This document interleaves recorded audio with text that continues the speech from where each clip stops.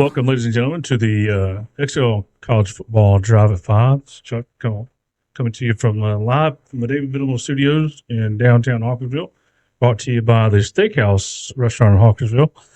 Got Will and Chaz on the phone. Will couldn't make it into the studio today for other priorities. Will, Chaz, how y'all doing? I'm doing good. How you doing, man? Doing good. Will, can you hear me? Oh, yeah, I can hear you loud and clear. Feeling good, doing good. Okay, cool, awesome. Well, guys, it's been it was kind of probably one of the best weeks in college football this past week. Week 4, hands down. Yeah, maybe going forward we may not even get another week like that. But you never know, man. With this sport, it is always something going on. It's always something that comes up unexpectedly. So. Don't hold your breath that we won't have any more excitement. But we're going to go ahead and recap the week that was known as Week 4. Some of the stuff that happened. Will, as normal, I'm going to let you go ahead and go through your recap, and I'm probably going to break in a little bit because I got some did you know facts and figures over the last last week and maybe over the season. But if you got some recap you want to start with, you go right ahead. Absolutely. Let's go ahead and do it. I know Chad has been waiting with bated breath to discuss FSU Clemson, so I think we'll just jump in right there. There you go. Come on. Just kicked it to me. I guess I'll just kick it to Chad. Chad, you start us off as the resident FSU alum. Thoughts on the game? Come on. Thoughts on the game. I'm not going to lie to you. Clemson came out firing, and they looked like they were in it, and FSU did not. FSU looked really sluggish, like they were playing on their heels a lot of the game. Will Shipley, he could have done whatever he wanted the entire game, but at least it seemed that way for the first half, and then we came out and in FSU it's weird because the past several seasons FSU's have really, really good first halves and really, really bad second halves, and now this year it's reversed. So it's really weird. But my breath was held the entire second half. My resting heart rate was like 150 beats per minute, I think. But it was a great game. I think it was the best game of the day. I know a lot of Notre Dame or Ohio State fans would probably disagree, but it was great. Jordan Travis looked good. He was hurt. He's that dude. He's a warrior. I don't know, has he thrown an interception this year yet? I don't think he has. I very well could be wrong though. I'll look that up while you guys are talking. Go ahead. He has thrown one. So he's 74 for 21, a little over 1,000 yards, 10 touchdowns, and 1 interception. Nice. No, I think that he looked great. Cade Klubnik, he looked a lot better than what he started the season out. Jordan Travis and Cade Klubnik had very, very similar stat lines. And we also didn't see Jordan Travis rush hardly at all. And I don't know if that was by design. I don't know. But, he works best when he's scrambling, and he really didn't. I think Florida State definitely has to work on their running game. They only had 22 yards total rushing. But they had almost 300 yards receiving on Clemson. So all in all, pretty good game. We need to get our running game established. But other than that, classic rivalry game. Yeah, Will Shipley was held at 3.7 yards per carry, 18 carries, 67 yards. Actually was outrushed by another running back from the team, Mafah. Have you said that name? Bill Mafah, yeah. Yeah, he had 10 carries for 69 yards, almost 7 yards a carry. One of them was on a 46-yard run, so you take that away, and I think that Florida State did a really good job of making them one-dimensional. And I don't care how good you are, if you can make a team one-dimensional, man, you can take advantage of them. And and that holding that offense down to 24 points in in regulation and overtime, pretty good. Will? So everyone knows I picked Clemson, and I was rooting for Clemson for ulterior motives as well. The takeaway I got from sort of the flow and also the sort of end result of this game was, man, it gave me flashbacks to that, 2017-2018 Georgia-Alabama national championship game. Yeah. For most of the game, one team looks dominant, they're just imposing their will, and then they just let the game start to slip, and they lose to a team who actually held the lead for exactly 0 seconds during the game. So Right.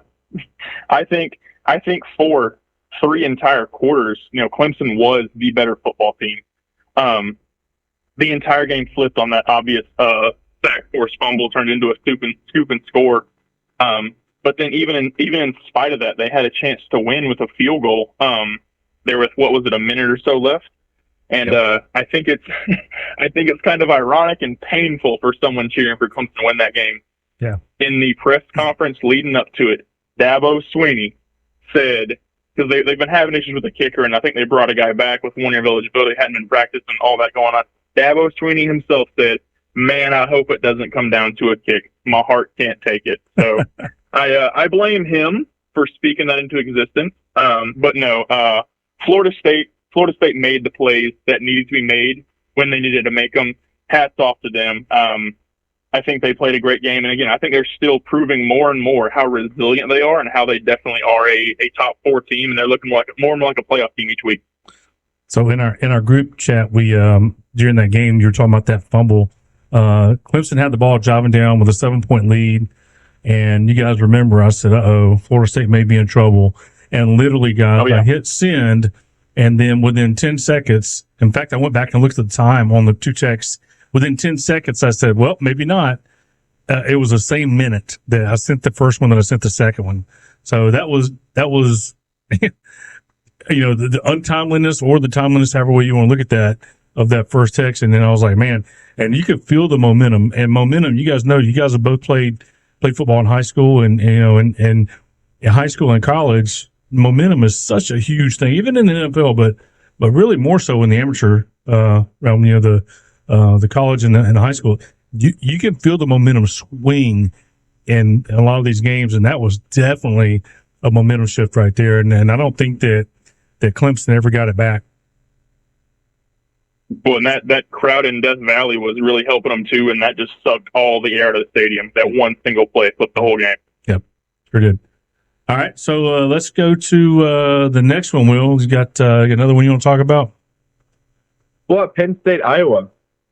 All right, before you get there, I want to tell you this, and you probably ought to, and know you have stats, but I looked this up as I heard it, and I looked it up, and I'm like, there's no way this is possible. Penn State had more plays, 97, than Iowa had total yards, 76. Let that sink in. That is so great. They had 21 more plays than Iowa had offensive yards in the whole game. And that's what the offensive coordinator that has a 25 on his back, and that's supposed to be the average points per game that he's supposed to be scoring in order to keep his job. So go ahead, Will. With that, I'll let you steal the show on this. Well, if Taz wants to talk Penn State, Iowa, I can sum it up in about 5 words. Brian Ferentz, pack your bags. That's it. I have never seen a team be dominated like that. And that's including the Oregon game that happened the exact same day. Right. Iowa just could not do anything. I think I looked it up. I think they had probably 6 plays in Penn State territory. Exactly 0 points, only 4 first downs, 1 of 9 on third down conversions, and you already touched on it. 76 total yards in the game. There's no excuse for that. Like I said, the Cade McNamara looks indistinguishable from Spencer Petras. It's not the team, it's the OC. They need to fire him today. So it's funny. I think I heard this right. I think they had like 6 or 7 consecutive 3-and-outs in that game. Yes, I believe that's right. Something like that. And saying, Chaz, do you want to talk about that, or just laugh and move on? Laugh and move on. All right, guys. If you're folks, if you're currently joining us on YouTube, please hit the like and subscribe button. You can also listen to us live on xlsportsnetwork.net. Press any button that says live. It's youtube.com. Look up the XL Sports Network on youtube.com and hit the like and subscribe button. Put a message in there or a comment. We love to hear the comments. Gone back and looked at some of the comments over the last couple of weeks. hey, be critical. That's fine. We're not always right. We're human. We're wrong sometimes, a lot of times. But the XLSportsNetwork.net and listen live. Click any button that says listen live. Will, what you got next? I've got a great segue thanks to you. Speaking of comments, I've noticed a severe lack of comments on that Oregon Colorado prediction video from last week. I need that same energy we had week 1, I guys. noticed that too, and I would love to hear some comments on it. Go ahead. No, like I said, great segue. Again, I think this will be a brief discussion. I think a lot of people are gonna try and take away from what Deion's done after this game. My opinion on Colorado has not changed. I think they've still overachieved so far. I think they are still going to be good in the future. Like I said at the beginning of the season, I think this year is going to be a struggle for them. They overachieved like crazy in those first 2 games. I think they finally played an actual football team though. Oregon is for real. That's one thing we learned for sure. They are. And I think this week, you talked about it before. Deion, you said he's a lot like Nick Saban. I think this week he should have been a little bit more like Saban because, man, I've never seen a team with so little success eat that rat poison up so fast. Never seen it. Yeah. I think you're right. They beat TCU, they beat Nebraska, they beat a woebegone Colorado State, and they start thinking they're somebody. So much so, I saw videos of them talking trash to Oregon. I saw them tearing up the Oregon O with their cleats. And this is only 2 weeks after Shedeur Sanders himself was complaining about Nebraska meeting on their buff to start the game. So like I said, I think they got a little bit full of themselves. Then they got a rude awakening. I mean, they had no answer for Oregon offensively or defensively. Like I predicted last week, Oregon covered and it was over at halftime. So I still think Deion's got some good building blocks there. He made a comment that I may agree with. We'll see. He said, "You better get me now," and we'll see about that. But I think he might be building something there. But again, this game is what I expected, and my opinion of Colorado has not changed. My opinion of Oregon has not changed. It went about it like I expected it would. Chaz, your assessment? No, I mean, it was Dan Lanning could have done. He was doing whatever he wanted to. Anything that Dan Lanning willed was going to happen in that game. And you love it for Deion because he had like 3 weeks of popularity. He had 3 or 4 weeks of just what Deion does best. But I think what Dan Lanning said in his pregame speech to his team was true. I think this Colorado team, maybe not Deion Sanders himself, but maybe like the program itself, it's chasing clicks, it's chasing popularity. If you're good, people will talk about it. You don't have to talk about it. Dad, when I played for you and Coach Ox would always say, listen, you never have to say how good you are. If you're good, people will talk about it. And this Colorado team, they started talking about it before people did. So I think they got really ahead of themselves, and this was a great way to get absolutely humbled. Go get embarrassed, do it early. Let's see if they bounce back. They're certainly not going to do it this week. I don't think that Deion's defense can do anything against Caleb Williams. There's few defenses that can. But I have to agree with Will. I like what Deion's doing at Colorado, and it's a good way for his team to get humbled early like this. Yeah, I don't know what the over and under is going to be this week, but I would take the over most likely with that Colorado USC game coming up. Go ahead. You could set the over under at probably 150, and I may take the over. No, I'm just kidding. There's not a lick of defense played on either side there. Last time I checked, I think it was about 70. Yeah, well, that may be a halftime. Never know. As far as what would say, 73.5 is the over under. 73.5. Well, that might even go up. We'll see. And the line is USC by 21.5. So I'll take the over on them. Take the over. I'm going to reserve my comments for the pick until this weekend, I guess, on Saturday morning here in our other show. So just getting to this show, or getting to this game right quick. I think that first of all, I think Deion has proven himself to be a very good coach. I think I've listened to some of his interviews off the field, and I like what Deion stands for. And I'll be honest with you guys. I was a big Deion Sanders fan when he played in the NFL and when he played Florida State. But I didn't really know how, what kind of person he was. I just, didn't know. But listening to some of these interviews he has the right mindset to be a coach. He truly wants to lead young men in life, and he's not shy to talk about his faith, which is really cool. I like that. I think that he's doing he's doing some great things there. The way he goes about it is just his style, man. And it's not necessarily the style I would have if I was running a college football program, but I think it's going to be effective. I think, Will, you're right. I don't think it's going to happen this year. Obviously, he's already got a loss, and I see at least one or two more on the schedule. So I don't think he's going to get to a conference championship game or anything like that, in the next year or so. But what he is doing, he's getting kids to believe and buy into his culture. And I think that's going to pay dividends later on. I think one of the biggest improvements he's going to have to go through in the offseason is building an offensive line and probably even a defensive line. Because you guys know as well as I do, football games are won on the line of scrimmage. And if you don't have an offensive line that can block, you don't have a defensive line that can create havoc and put pressure on the quarterback, it's going to be really a long season. So, we'll see what happens going forward. But I think he's got it going in the right direction.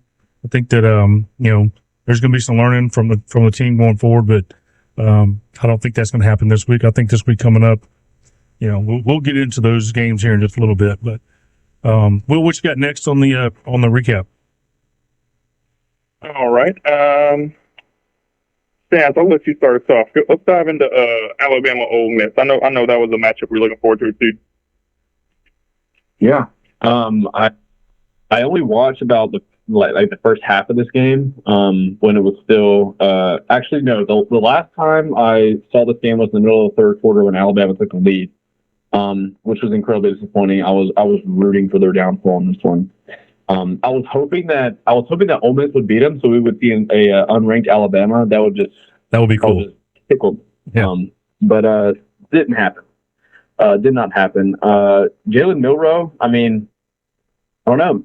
He was 17 for 21, 255 yards, a touchdown, interception. That's not terrible. It's not. I don't know if I don't know if he's a championship quarterback. I don't know if he is. But he played pretty good in this game. I think Jackson Dart played okay. He didn't throw for a touchdown, but I mean, he threw 20 for 35, 244 yards and a touchdown. Yeah, ran I don't know about you guys, but Lane Kiffin seemed very unlike Lane Kiffin. Like it looked like he was kind of like it didn't look like he wanted to be there, honestly. And it kind of showed. Sometimes I get that. Sometimes I get that feeling from him, though. When he plays Alabama, I don't know, man. I get that feeling sometimes. I'm sorry.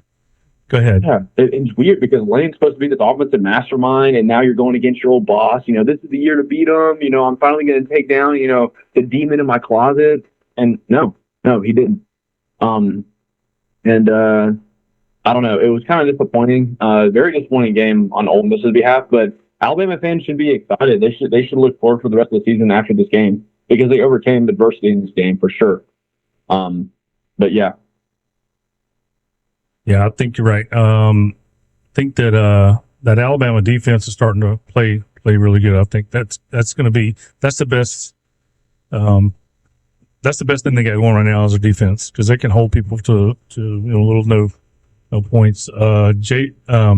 Milroe, like I said, 17 for 21. I saw some really good passes he had there. He did have an interception, but I saw some good stuff because everybody says he can't throw the ball very well. Though 17 for 21 is pretty darn good. 225 and a touchdown. It's not too bad. They did hold him to only 20 yards rushing. One of the rushes was, he had a 20 yard run there in the first half, and then they pretty much shut him down after that. So, I think they're still looking for their offensive identity defensively. I think they know what's going on defense, and I still see some struggles during the season though. Well, For me, it sounds like y'all are just trying to reframe everything I said last Thursday. But I don't remember what you said last Thursday. Well, what I said was the sky's not falling, and you guys said Nick Saban dead, but that's fine. I'm not hanging that prediction on the Ole Miss game. He's still got some games left to be played. No, it's fine. It's okay. I remember a lot of talk about, the sky is falling in Tuscaloosa. It's been done, fell, all that. So you're taking receipts like Dion, huh? I see.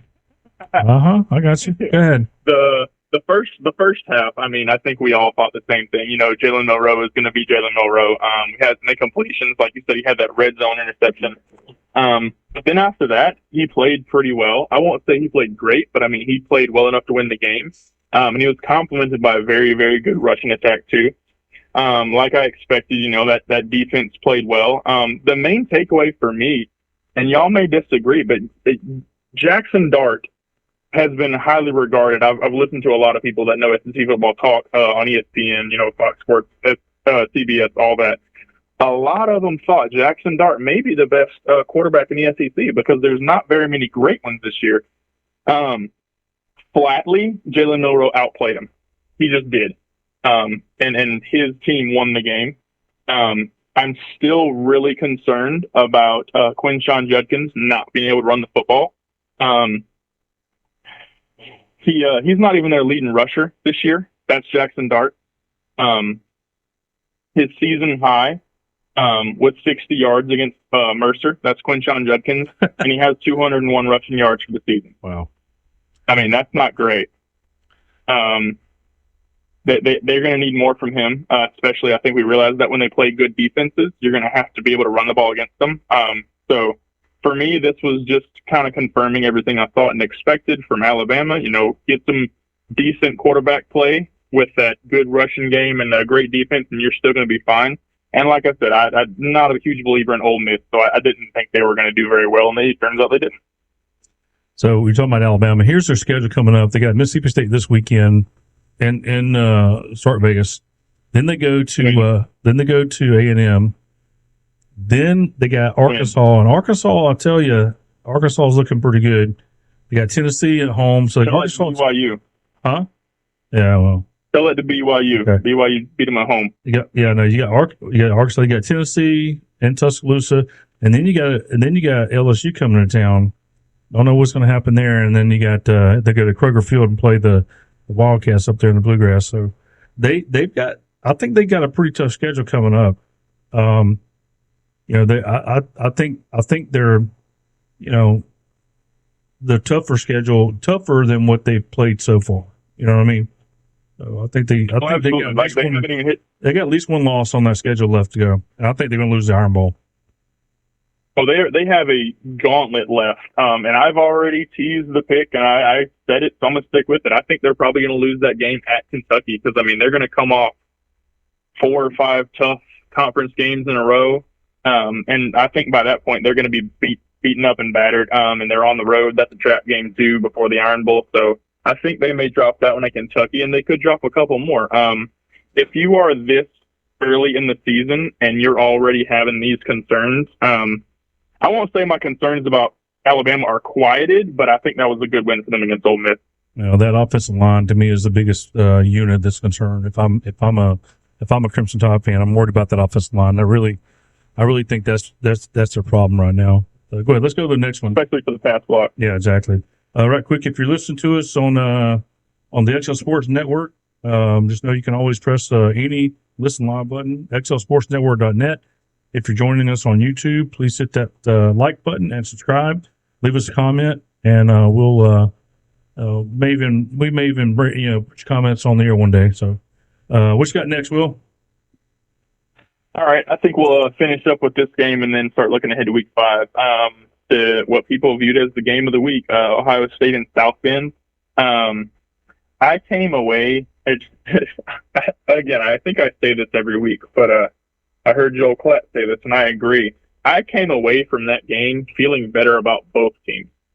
Both of them really impressed me, especially defensively. That was a fantastic defensive clinic by both defenses. I think Sam Hartman and Kyle McCord both played clean. Kyle McCord really impressed me on that last drive of the game, driving down to score.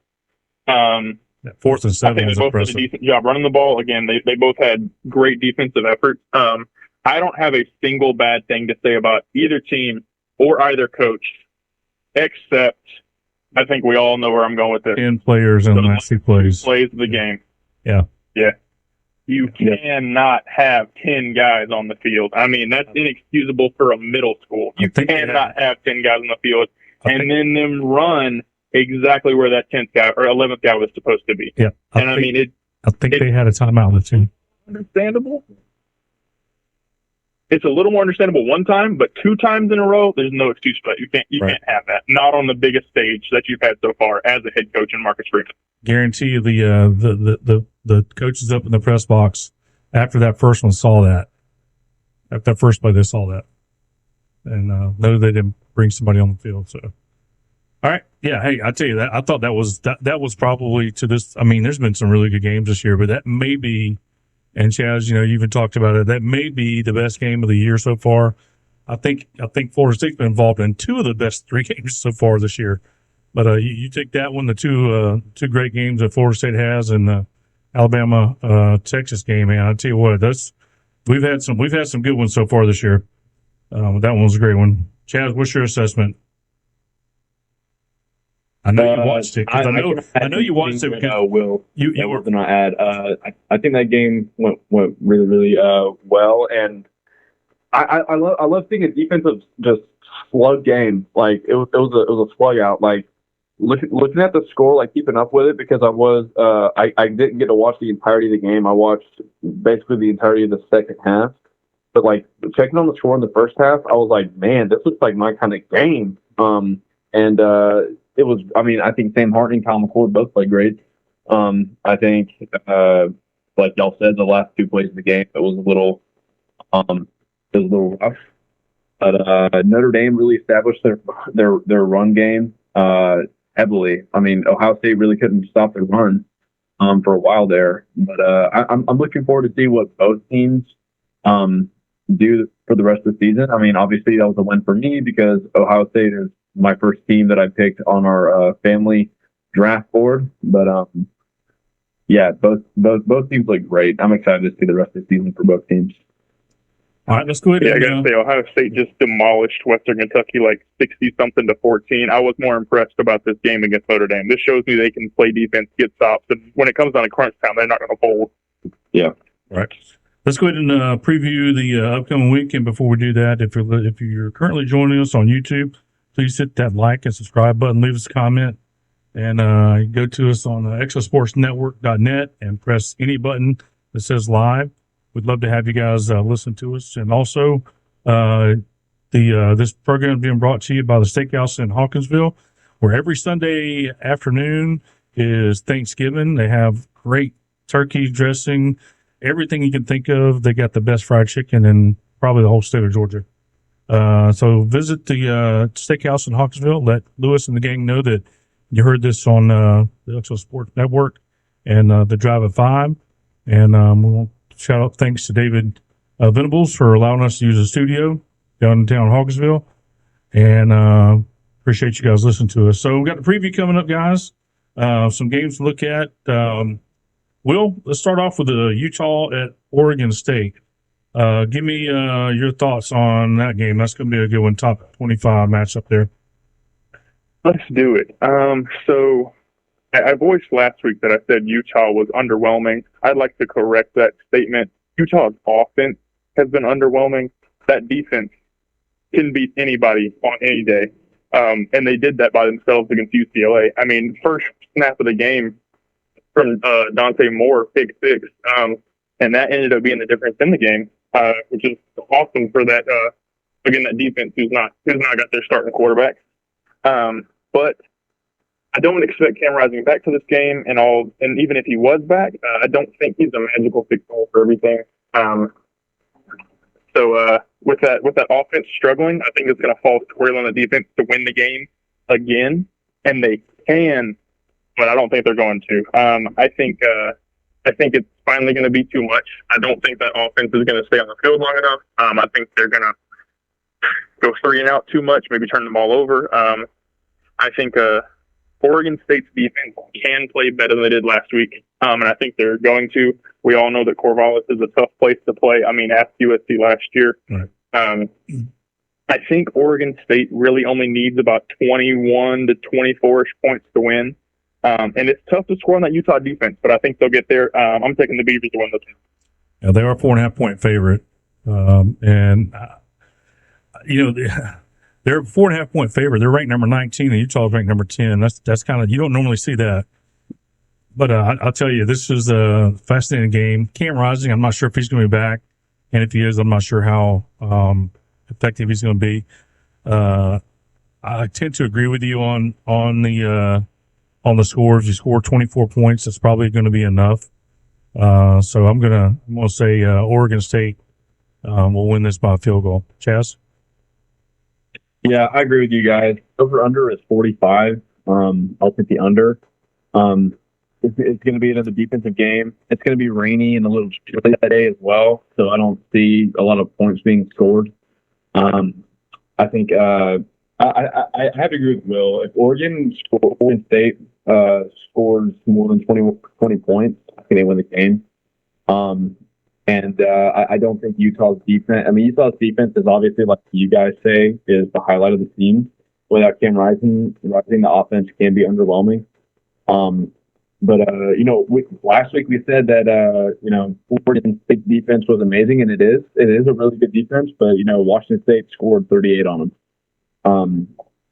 So we'll see. I do think that Oregon State wins. I think they cover, and I'll take the under for the over-under. Well, you got to remember, Cam Ward has got 16 touchdowns or 13? I think 13 touchdowns, no interceptions. That guy's he's legit. He is a dog.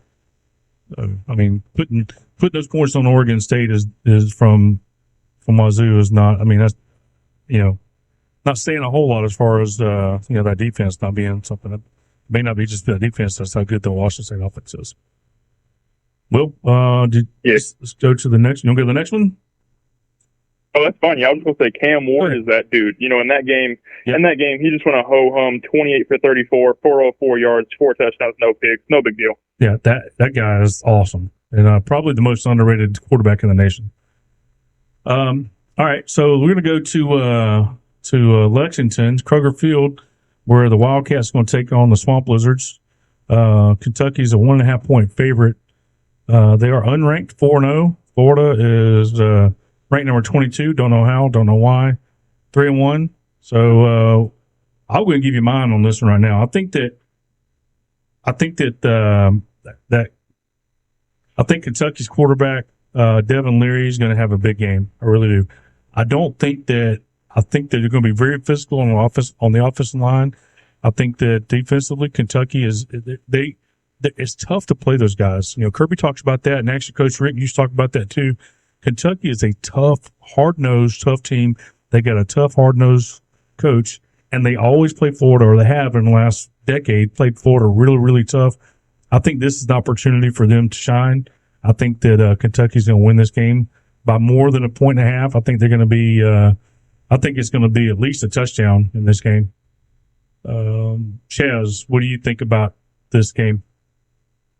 I think you're right. I think Florida had one good game against Tennessee, and everybody got back on the Florida hype train. I don't think this is a great football team. I think Graham Mertz is playing better than what we thought that he would. That's not saying much. But I think you're right. I think Devin Leary is going to play great. Kroger Field is a really hard place to play. They are physical. They will beat you up. They might be smaller. Doesn't matter. They will beat you up. I think both teams are. I mean, I think Kentucky might feel a little disrespected. Like, why aren't we ranked? Why is Florida ranked and we're not? But I'm gonna take Kentucky, and like you said, I think they're gonna win by more than 1 point. So Kentucky to cover. I don't know about the over/under though. 45. It could be. I mean, I don't know which to pick. I'm not sure. I'm not sure on that one, but I do see Kentucky winning. It's funny that Kentucky's favored to win, but Florida's the one ranked and they're not. Yeah, that's a 24-20. Yeah. That's a 24-21 score there. So here's and we're gonna give it away just because we're talking about it. But you guys know what quarterback, what transfer quarterback from this past season has the best completion percentage in the country? Is it Evan Leary? I'll go No, with Sam Hartman. it's Graham Mertz. Yep. That's enough.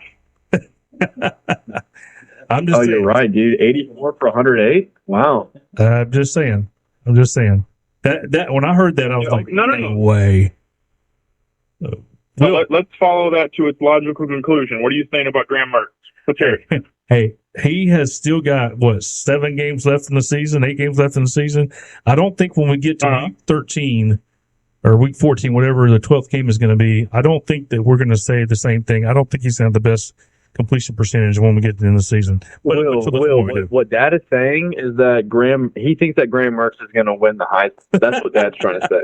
Yeah, that's Go what he ahead, said. go ahead and put your money down now. If he wins, you'll be a billionaire. Yeah, and hey, and I'm also going to say that Brian Harson's going to get rehired by Auburn next year too. So, Yikes. yeah, exactly.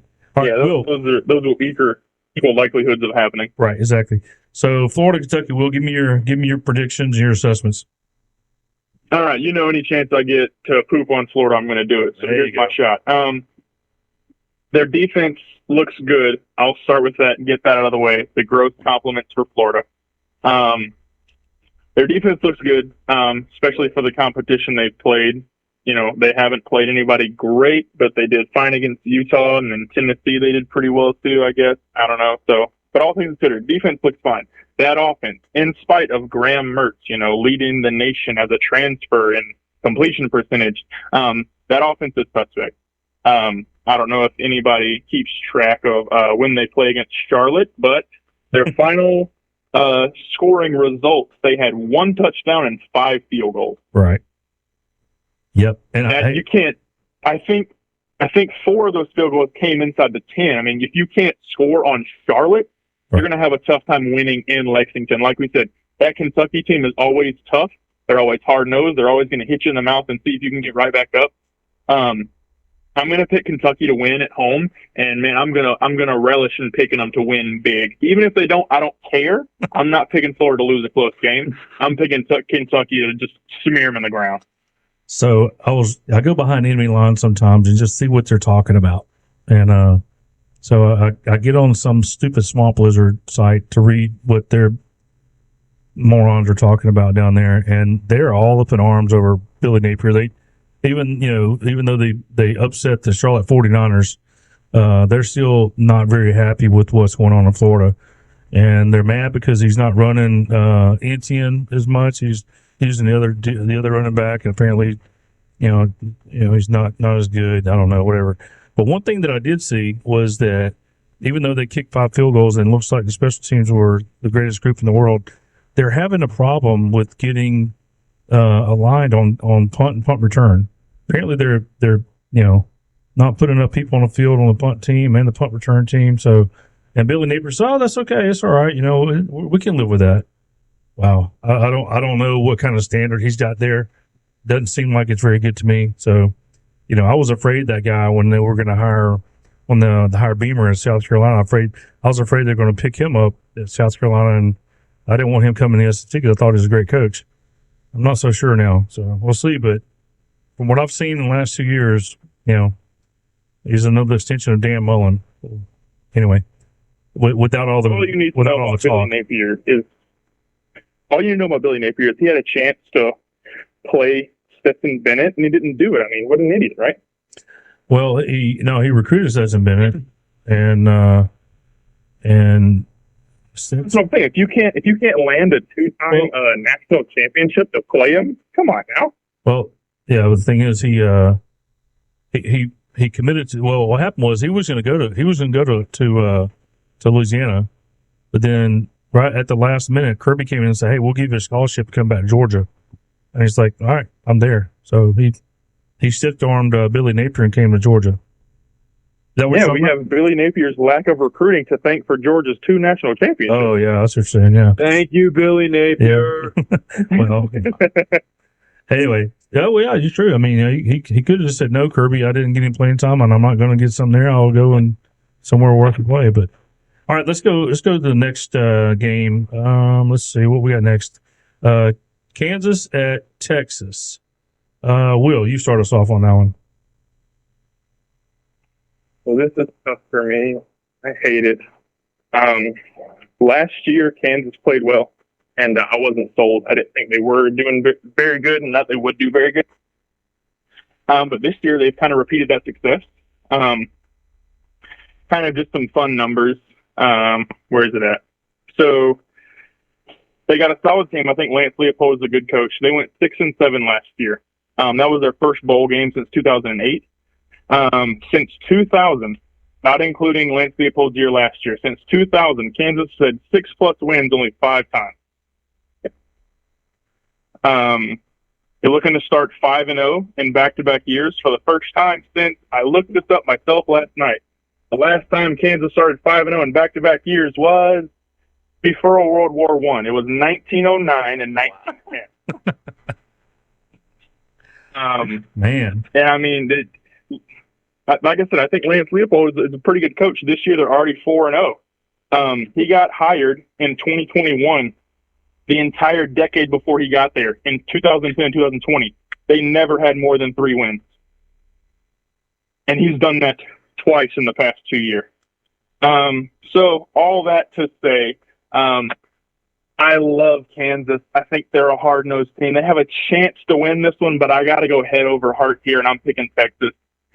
They look like a really good team. I'm not fully bought in yet because, it's Texas. But, Quinn Ewers is playing clean. Those receivers are elite. The defense looks outstanding. And I think they probably have one of the easiest paths. But for me to really buy in on Texas, I need them to handle, not just beat Kansas. They got to handle Kansas. And then impress me against Oklahoma, and then I'll buy in and believe on Texas. Kansas has a really good shot, and I want to pick them with all my heart because I like Jalen Daniels, but I can't do it. I'm picking Texas to win the game. 16.5 point favorite. They're covering, or are they gonna beat the spread? Kansas gonna beat the spread. Oh yeah, Kansas is covering, no doubt, for sure. Kansas is covering. You talking about Kansas gonna beat the spread or Texas gonna cover? No, Kansas is beating the spread for sure. Yeah. Okay. They're going to lose by less than 17, I guess that would be. Okay. Chaz? Listen, Texas beat number 3 Alabama at Alabama. Kansas will beat number 3 Texas at Texas. Oh, wow. Man, go ahead. Qualify that. Listen, do I have any merit or rhyme or reason as to what I just said? Maybe not. The only reason you need is Texas is Texas, and that's why I give Kansas a shot. Texas is going to Texas. Sark is going to Sark. I think no, I'm rolling with Kansas, and I'm doing it. I don't know why. I think that Texas is just overdue for a loss. I just have a gut feeling that we're going to see for upsets, and this. I mean, it's the perfect storm. Just go ahead and do it. I wanted to, Chaz. I didn't have the courage. I appreciate you taking that for me, bud. Listen, that's the sacrifice I'm willing to make, dude. I got you. Listen, for all you guys who listen, in the event that Texas absolutely blows out Kansas, hey, go ahead and comment. I don't care. You don't bother me. We'll probably shout you out when the time comes. But for right now, where I'm sitting, I'm picking Kansas, even though Texas has a 93.5% chance to win based off. What do they know? But no, I'm rolling with Kansas. Will, did you say 1909 was the last time they went 5-0? The last time they started 5-0 in back-to-back seasons was 1909 and 1910. Yeah. We're going to be talking about that again in the future years. That's not going to happen this year. Texas is going to roll 60.5. They're going to blow by that. I think in the third quarter this game's going to be over. I say Texas is going to win by at least 3 touchdowns. I think that Quinn Ewers, Mama Bear, Papa Bear, Baby Bear on this one. We want to go back on your pick? Yeah, we're a we're at 48 minutes. Well, we're about 45 minutes into the show, so we can go back later on and watch this again. All right, quickly, guys. We got about, well, we can do this as long as we want to. Let's do this one really quick. USC at Colorado. The big thing about this game is, other than I think that Caleb Williams is going to pass for 700 yards. The big thing about this game is it's a local 10 o'clock kickoff. 12 o'clock Eastern, 10 o'clock local time. Chaz, I'll give you the first shot at this, USC at Colorado. Yeah. Listen, Ken a couple weeks ago said, "Do not bet against Dion. Do not bet against Dion." I'm betting against Dion. I think USC is going to roll. I don't think Colorado. Does Colorado even have a defense that plays? I don't think they just them out. Like we always joke around about Lincoln Riley's defense. Colorado is not much better. And last time I checked, Caleb Williams is a lot better than Shadur Sanders. But I'm thinking it's going to be a repeat of the Oregon game. And I don't think it's going to be close. The spread is 21.5. I think USC covers. The over under 73.5. That might happen, honestly. I don't know about USC's. I think that Colorado can actually be semi-successful against USC's defense. And listen, if Colorado wins this game, I'll be the first to say I'm sorry, but that's just not going to happen. But yeah, that's what I think so far. Well, you think Caleb Williams is the best quarterback in the country and probably the first pick in the draft, but that's not what Mr. NFL draft Mel Kiper thinks. He thinks that Shadur Sanders is going to be the first pick in the NFL draft. What does Mel Kiper know? Yeah, that's a good question. That's a good question. I'll just leave it at that. Will, right quick, what you got? I just love how you're both disrespecting my Heisman pick, Michael Penix Jr., but that's neither here nor there. No. I didn't say anybody's going to win. I haven't made a prediction on that yet. And I actually tend to agree with you. It's fine. It's fine. I think the two best quarterbacks in the country are out of the state of Washington. But go ahead. Oh, wow. You think Cam Ward is better than Caleb? Okay. All right. Anyhow, like I told Chaz, I actually do. Here, man, I think, all right, interesting. I think that's a hot take, and you may be sitting alone on that perch. I think Caleb Williams is either 1 or 1A. He's right there with Michael Penix. So, like I told Chaz before we got on the call, man, I think Caleb Williams is going to light this defense on fire and just watch them burn. Last week I said 60 and it was disrespectful. This week I think they may actually score 60. Just for the season, like I said earlier about being ho-hum about Cam Ward, Caleb Williams is just 75%, 1,200 yards, 15 touchdowns, 0 interceptions, just something stupid like that. I know people may be looking at like, oh, hang on, they looked a little shaky against Arizona State last week. And true, that was a 7-point game with about probably 8 minutes to go, something like that. But Arizona State had a sneaky good running back. And good news for USC, Colorado can't run the football. That's right. So I don't think that's a worry for them at all. The thing that I think is going to give Colorado, I think Paul Feinbaum called it a puncher's chance. I don't think they have that. But if they have anything resembling a puncher's chance, it's going to be Shadur doing what he does. But we saw last week, he can't always carry him, and that was my concern. So USC is getting great pressure. They are second in the country in sacks, and Colorado is second in sacks allowed.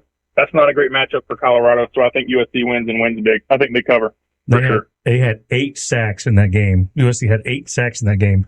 And I heard a stat the other day that they are number 6 in the nation in, it's not in sacks, but it's in maybe yards per play or something, but on defense, it's insane. You don't think they play in defense, but they're doing pretty good, in the sack department and other. But I don't know, man. I don't think they're gonna sack Shamir Sanders 8 times, but I definitely don't think that Oregon sacked them 7 times. Yeah. Well, yeah, I think that Oregon defense is a little bit different than that USC defense. Let's just admit that. No, that's true. Oh. It's equal parts that Oregon defense is great and equal parts that offensive line sucks. Yep. All right, if you're listening to us if you're currently joining us on the YouTube, please hit that like and subscribe button, add a comment. Let us know what you think. Critique us. I don't care, man. Put whatever you want to in there. We're going to read them. We're going to, respond to them maybe one of these days. If you listen to us on the XL Sports Network, or you can go to the XL Sports Network and push any listen live button and listen to us live on the XL Sports Network. All right, a couple more we got before we get out of time here. Real quick, LSU at Ole Miss. Based on what happened last week, Will, give me your assessment on LSU at Ole Miss. I don't think it's any surprise to anybody. I'm not sold on Ole Miss. The fewest points that LSU has scored in a game this week is 24. And Ole Miss just gave that up to Alabama. The last 3 games they've given up 24, 23, and 20 points. LSU's offense is good. And I still have a whole lot of questions about Ole Miss's defense. I think this is ultimately going to come down to which quarterback plays better. And I think that's just going to be Jaden Daniels. Like I said, after Jackson Dart just got outplayed by Jalen Milroe, I think Jalen Daniels is playing well. He's going to keep playing well. And I think LSU gets the win on the road. Yeah, I agree with that. I think that LSU is going to, they're a 2.5 point favorite on the road. I think they're going to win by at least a touchdown. Chaz? Yeah, I did it all that. I think that LSU does cover probably by 2 possessions. But Jaden Daniels is playing really well. Jackson Dart did just get outplayed by Jalen Milroe. Since losing to FSU, LSU has played really good, in exception to last week against Arkansas. But I don't think it's a testament against LSU. I think Arkansas is just a pretty good team, and a tough SEC game. But I'm rolling with LSU this week. Okay, we're going to skip one. Notre Dame Duke. We're going to skip that for a minute and go to South Carolina at Tennessee. Big SEC East matchup. I'm going to start off on this one here. I think that Spencer Rattler, and we have talked about this over the last few weeks, he has matured into a very good quarterback. You look at him when he was a freshman at Oklahoma. Man, I don't think he had his priorities straight. I think he does now. I think he's a lot better individual. I think he's grown up as a person. And I think that's reflected on the field. Man, when he gets after it, he can play with the best of them out there. Maybe the best. He may be top 1 or 2, 3 quarterbacks, best quarterbacks in the SEC to this point. I don't think Tennessee, Joe Milton. I'm not sure that he is their answer. He is definitely not what they had last year. Hooker was definitely a better quarterback than him. I'm going to go with South Carolina on the road, upsetting Tennessee in Knoxville. And I'm not sure what the spread is. I'll see if I can find that. But what do you say, Chaz? Actually, here we go. Tennessee 12.5 point favorites. I think South Carolina is going to win that game. Ooh. Yeah, I wouldn't hop on that boat so soon. I don't know. This could go anyway. I guess for the sake of being a contrarian, I'm going to go with Tennessee. South Carolina upset Tennessee last year, and I think Tennessee might be playing. I think Josh Heupel might be playing with a chip on his shoulder this year. I don't think South Carolina is as good as they were last year. Neither was Tennessee, obviously. But no, I do agree with your take on Spencer Rattler. He's definitely matured into a really well-rounded quarterback. I think he's playing great, and I think he's going to do well on Sunday next year too. But I'm still going to pick Tennessee, but I'm picking Tennessee. I don't think South Carolina's going to win by 12 going to lose by 12, but we'll see. Babu. This is literally a coin flip for me. I have no idea. I don't know what to expect from either team. I'm at a loss. Normally when I study games and teams, I can form at least an opinion. I don't even have an opinion about either one of these two teams. It's so tough. So I just looked at 2 things that I've seen. The first thing is South Carolina is having trouble running the football. I know Tennessee's rush defense didn't look good against Florida, but then I also attribute that to that game being in the swamp. Again, I'm coming up empty. I don't know what to do. So just looking at that, South Carolina struggles running the football. And, for no other reason, I think Neyland at night is a crazy environment. Those fans love it. The players love it. I think that's going to give Tennessee a little bit of boost. And my notes, I'll tell you word for word how I wrote it. I said hesitantly and timidly going with the Vols. Zero bass in my voice, no conviction.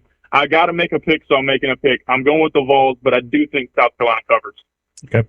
By the way, we're going to get into the upsets of the week in a minute, and that's going to be mine. So going on to the next game real quick. We got two more we're going to talk about, and this is the one I skipped. Notre Dame at Duke. I think this is going to be a really good matchup. I think Duke is a very good team. I think that Notre Dame is also a very good team, I believe. That Notre Dame defense is for real. I think that Notre Dame offensive line is for real. The running game is for real. This is going to be a very good game. I think that this may be a low-scoring game. I'm not sure what the – let me see if I can find the spread and the over and under on that. But I'm going to pick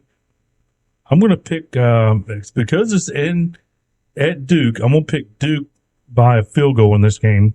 And, Will, I'll let you give us your assessment. It's actually Notre Dame's a 5.5-point favorite. Over and under is 53. I think the under. I thought I may be alone on this one, but I guess not. You kind of stole my thunder. A little peek behind the curtain. Like we said, we do our picks for our teams and our family, and Duke was one of the teams I picked. I really like their head coach. I really like their quarterback, and he was my preseason dark horse for the Heisman. And I think recently he's been showing people why. Notre Dame's a great team. They just showed they're a great defense. Sam Hartman is taking care of the football.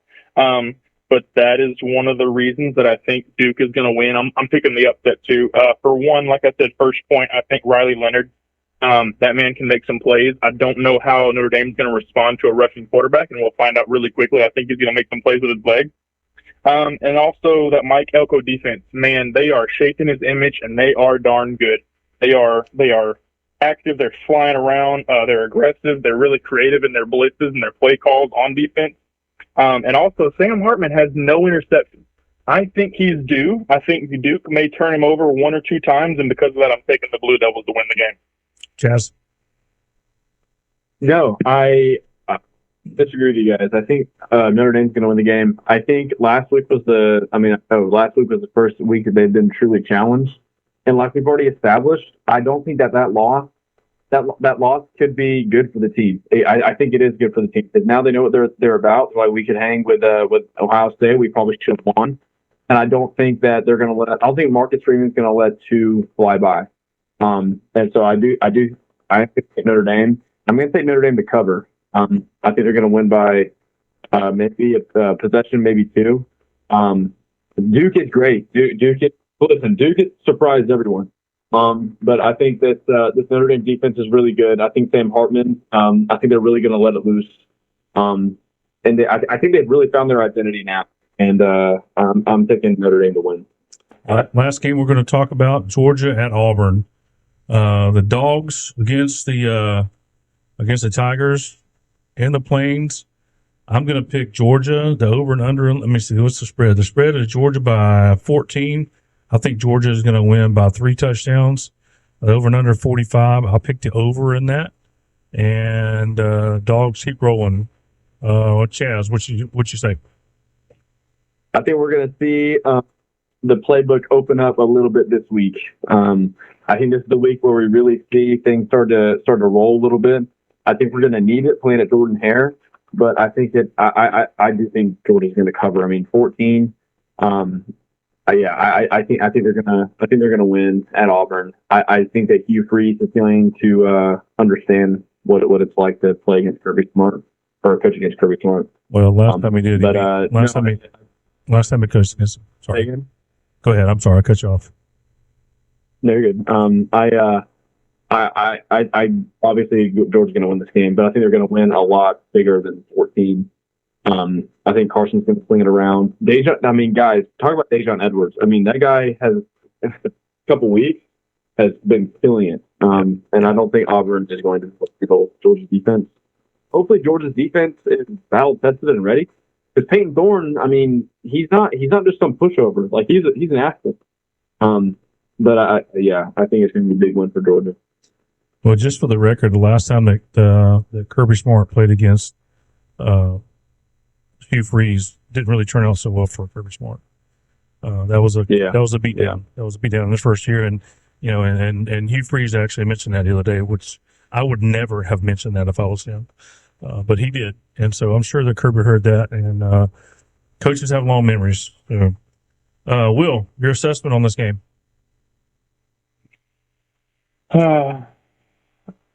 I love my Bulldogs, and I love them even more when they can win a rivalry game. I believe this is affectionately known as the Deep South oldest rivalry.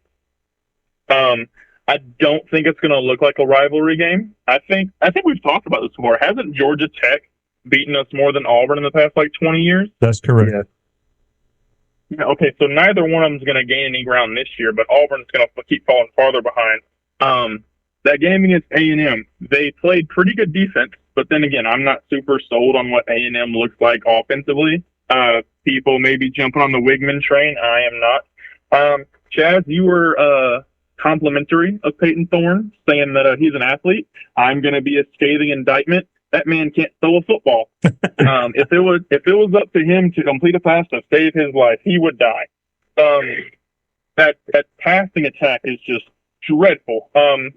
And good thing for Georgia, because I guess that's the one thing you could say they've kind of struggled with just a tiny bit this year. But struggle is kind of, a very exaggerative word for it. I don't think they've struggled. It's just, I guess, been one of their weaker spots.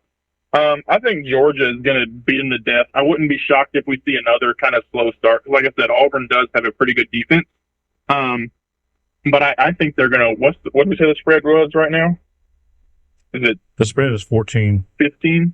14? Okay, Georgia covers that probably in the third quarter alone, because Georgia has a really good second and third quarter team. And don't be shocked if we got Georgia fans talking about the sky is falling again and we have another slow start. But I think Georgia's going to win and win big time, because I know for the Georgia players in that organization, that prayer of Jordan Hare probably sticks firmly in their head as it does mine. So anytime we're there, I like to get payback for that and just beat them on their home field. So one thing that Georgia's going to have to do is take that crowd out early and keep it out of the game. That's going to be a big thing. Now they do get two weapons back on each side of the ball. I think they're going to get Lab McConkey back, and Michael Williams is going to be huge. I think Michael Williams he's going to dominate that offensive line. I think that he's going to come out. It's going to be a coming out party, for Michael Williams, I think. All right, guys. One last thing, and I already gave you my upset of the week. South Carolina beating Tennessee in Knoxville. Chaz, give me your upset of the week. You have one? Already told you, Kansas. That's it. Okay, you got Kansas over Texas. That's right. Will, what was yours? Duke over.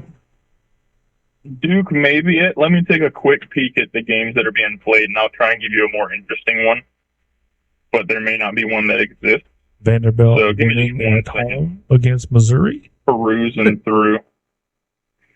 Hey, here's one that in the past. I think I'll stick. Sorry, I think there's a time last week. Here's one in the past that's been a big one. Iowa State and Oklahoma. You guys know that there for a while that was always a big trap game for Oklahoma. Not biting on that. Iowa State looks miserable, and Oklahoma has a really, really good defense. Yeah. I think I'll just roll with my Blue Devils beating Notre Dame. I think I'll roll with that as my upset. Fair enough. All right, guys. Hey, I appreciate you guys joining on the show today. If you guys are listening to us out there, watching us on YouTube, again, hit the like and subscribe button, leave comments. You can also listen to us live at xlsportsnetwork.net. That's xlsportsnetwork.net. Push the listen live button. You can also listen to On the River. You can listen on Friday nights to Hawksville Red Devil football. We'll be coming to you live this weekend or this tomorrow night from Bobby Gentry Stadium as Hawkersville takes on who are we playing? I can't remember. Telfair County. That's correct. Telfair County. And also Saturday mornings, got the Saturday morning quarterback show from 9 to 12. Interview 16 coaches around the state. And then we do about a 30-minute drive with traveling with John Nelson. And that's brought to you by the Steakhouse in Hawkinsville. Again, thanks a lot for joining us live from the David Venable Studios. This is Chuck from the studio. This is Will and Chaz on the telephone. Ken on the boards. Thanks again for joining us. The XL College Football Drive at 5. Y'all have a good day.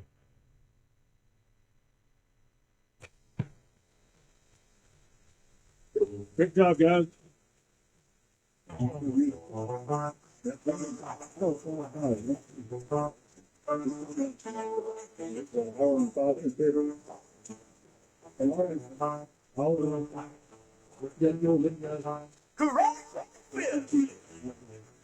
Give the pass slam.